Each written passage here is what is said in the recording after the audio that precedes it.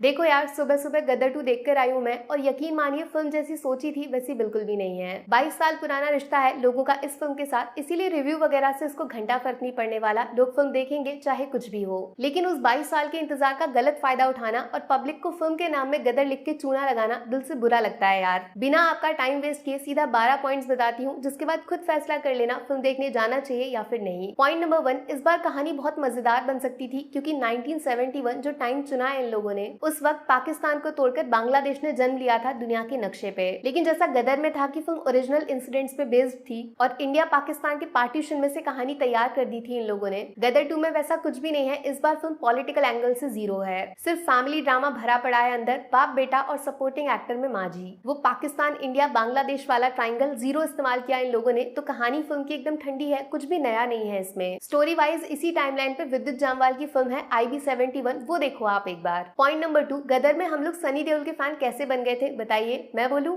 उनके डायलॉग्स और उस डायलॉग को बोलने का तरीका, एक एक शब्द सीधा कानों से दिल दिमाग तक पहुंचता है। अब सोचो सनी देओल से उनके डायलॉग्स छीन लिए जाएं पूरी तरह, सिर्फ हर सीन में उनको जोर से चिल्लाने को बोला जाए, कोई सेंस बनेगा इस शोर शराबे का? गदर 2 की राइटिंग बहुत खराब है लिटरली, डायलॉग्स तो छोड़ो आप, नॉर्मल कन्वर्सेशन दो लोगों के बीच में एकदम बोरिंग है। पॉइंट नंबर 3, गदर 2 के साथ जिस बात का सबसे बड़ा डर था वो सच हो चुका है। कुछ लोगों ने बोला था ना कि डायरेक्टर साहब के पास वाकई कोई कहानी है बताने को, या फिर सिर्फ अपने बेटे के करियर को बचाने का बहाना है ये। सैडली दूसरा वाला ऑप्शन एकदम सही निकला, दिल पे पत्थर रख के बोल रही हूँ इस बात को मैं। फर्स्ट हाफ पूरी तरह उत्कर्ष शर्मा को दिया गया है, जबकि सेकंड हाफ में सनी देओल को याद किया जाता है फिल्म की डूबती नैया बचाने के लिए। अगर आप पैसा खर्च कर रहे हो सनी सर के नाम पे, तो भैया 50% वापस मांगने का हक बनता है आपका डायरेक्टर से। यहीं से निकलता है पॉइंट नंबर 4, एक्चुअली जो 50% फिल्म का हिस्सा दिया गया इन दो नए कैरेक्टर्स को, वो सबसे ज्यादा वर्स्ट पार्ट है इस पूरी फिल्म का। कोशिश हुई थी पूरी तरह सकीना वाली लव स्टोरी को रिपीट करने की, लेकिन निब्बा निब्बी वाला लव एंगल ज्यादा बन गया, जिसको देखकर इश्क मोहब्बत नहीं सिर्फ और सिर्फ नींद आएगी आपको।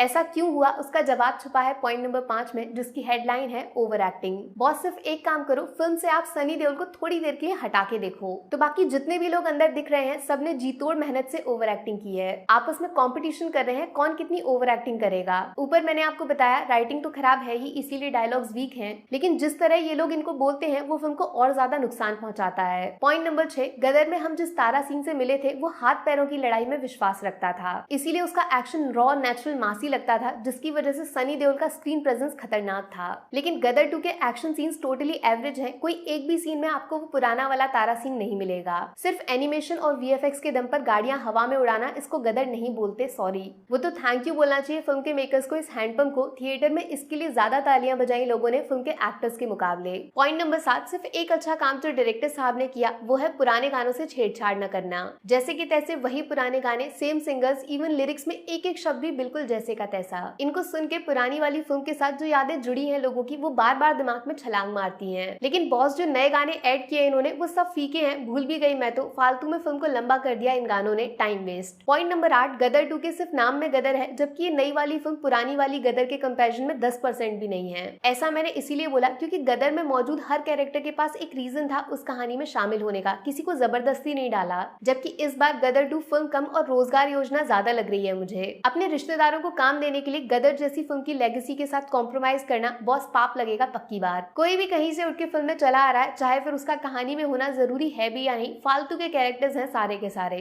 और सबसे ज्यादा फालतू है पॉइंट नंबर 9, अपनी गदर 2 का विलन, भाई एकदम अनवांटेड कैरेक्टर। कहाँ आप उम्मीद लगा रहे थे कि अमरीश पुरी सर के बगल में खड़े होने वाला कोई कैरेक्टर तैयार किया जाएगा गदर 2 में? हकीकत में इस फिल्म का विलन ऐसा लग रहा है अपने ही कैरेक्टर का मजाक उड़ा रहा है, मतलब कॉमेडी ज्यादा बना दिया, एक्शन कम। जो फेस ऑफ होना चाहिए था तारा सिंह का पाकिस्तान के अंदर घुस के एक बराबरी के विलन से, वो शेर वर्सेस बकरी की लड़ाई बन के रह गई। इसीलिए जब फिल्म एंड होती है ना, तो आपको वो फीलिंग आएगी नहीं कि तारा सिंह को जरा सी भी दिक्कत हुई पाकिस्तान के अंदर। सिर्फ सिगार जलाने से कोई विलन नहीं बन जाता, ये सबसे बड़ा सबक मिलेगा बॉलीवुड के डायरेक्टर्स को, राइटिंग, एक्टिंग और कहानी जरूरी होती है। पॉइंट नंबर 10 में मैं वो बोलूंगी जो आप लोग सुनना चाहते हो गदर 2 के बारे में, अच्छी बात, पॉजिटिव्स। सनी देओल और फिल्म के लास्ट के 15 मिनट, बस यही वो चीज है जिसकी वजह से आप फिल्म के टिकट का पैसा बर्बाद नहीं समझोगे। यहाँ पे क्लासिक सनी देओल का तारा सिंह अवतार नजर आएगा, थोड़ा देर से आएंगे और कम देर के लिए आएंगे, लेकिन सामने वाले का पैंट गीला कर जाएंगे। एक अच्छा मैसेज देने की भी कोशिश की है सनी देओल ने फिल्म के क्लाइमेक्स में, जिसको सुनकर शायद कुछ लोगों को मिर्ची लग जाए, लेकिन तारा सिंह की बात सुननी पड़ेगी। पॉइंट नंबर 11, अमीषा पटेल का इस फिल्म में होना ना होना एक बराबर है, मतलब जिस सकीना की वजह से पूरी गदर की शुरुआत हुई वो गायब है इस बार। भाई जैसे गदर अधूरी अधूरी है तारा सिंह के बिना, ठीक वैसे तारा सिंह भी तो अधूरे हैं अपनी सकीना के बिना। इस जोड़ी को आपने रिप्लेस कर दिया इन दोनों नए एक्टर से जिनका प्यार एकदम बनावटी है, जीरो इमोशन जीरो फीलिंग्स। बस यहीं से निकलता है आखिरी लेकिन सबसे इंपॉर्टेंट पॉइंट नंबर 12, गदर 2 में इमोशंस नहीं है, फीलिंग्स नहीं है यार। गदर के साथ हम कनेक्ट कर गए थे जैसे मानो रियल लाइफ पार्टीशन को आंखों से लाइव देख रहे हैं हम। एक लड़की जिसको जान पे खेलकर एक आदमी पूरी दुनिया से बचाता है। खतरनाक नरेशन था जिसमें इंडिया पाकिस्तान वाला एंगल काम कर गया। एक एक सीन को सेलिब्रेट किया था लोगों ने उस टाइम, और इस बार भी सेम यही चीज करना चाहते थे लेकिन मेकर्स ने मौका ही नहीं दिया। गदर 2 में से अगर आप हैंडपंप को हटा दोगे ना तो एक भी चीज ऐसी नहीं है जिसके लिए सीटियां तालियां बजाने का मन करेगा। जीरो सेलिब्रेशन, ना किसी के जीतने की खुशी है और ना किसी के हारने का दुख। बस यहीं पे गदर 2 अपने मकसद में पूरी तरह फेल हो जाती है। अब यार मैंने जिस चश्मे से गदर 2 को देखा उसमें फिल्म परफेक्ट किसी भी एंगल से नहीं है, बाकी आपका ओपिनियन कुछ और भी हो सकता है। मेरी तरफ से फिल्म को 5 में से 2 स्टार्स, पहला सनी देओल की स्क्रीन प्रेजेंस और दूसरा क्लाइमैक्स के आखिरी 15 मिनट। नेगेटिव्स में सबसे बड़ी कमजोरी है फिल्म की राइटिंग, पुअर डायलॉग्स, दूसरा नए कैरेक्टर्स की जबरदस्त ओवर एक्टिंग और तीसरा जरूरत से ज्यादा लंबे सीन्स जो ज्यादा खराब इसीलिए लगेंगे क्योंकि इनमें फीलिंग्स और इमोशंस 22 साल वाले एकदम गायब हैं। सॉरी। दिल से एक बात बोलूं, मेकर्स को गदर 2 बनानी ही नहीं चाहिए थी, उस फिल्म की इज्जत को बर्बाद कर दिया खुद अपने हाथों से। बाकी वीडियो में कुछ पसंद आया हो या फिर कुछ शिकायत करनी हो तो मैं आपको इंस्टाग्राम पे भी मिल जाऊंगी, वरना थोड़ा सा इंतजार करिए। मिलूंगी आपसे अगले वीडियो में। Take care, bye bye.